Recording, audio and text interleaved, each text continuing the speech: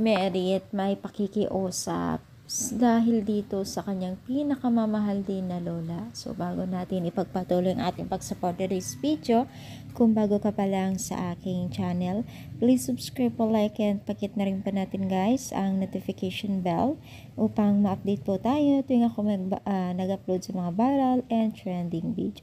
So alam niyo ba guys na itong si Merit ay meron siyang pakikiusap sa kanyang YouTube or sa kanyang mga social media account na kung saan sabi niya looking for blood donor plus AA plus dito sa mga Sanaga para sa aking lola na sa hospital ngayon. Kay Lippy and to Tita Cyril Sian po. Thank you so much. God bless po.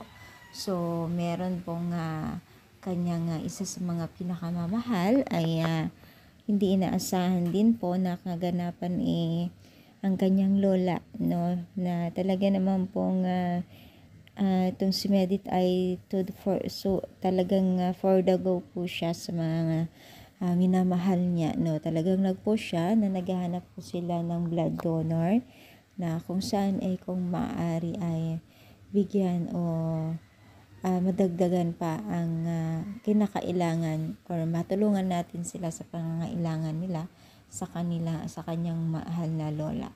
So, syempre, alam naman natin na minsan ang kasiyahan, ang blessing ay may kapalit din na problema. Ayun lamang kung paano mo i-handle ito, di ba?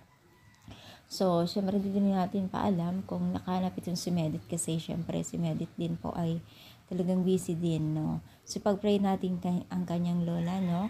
So, ano masasabi ninyo? I-comment down, palike po ang ating video. Thank you so much guys, more power and God bless.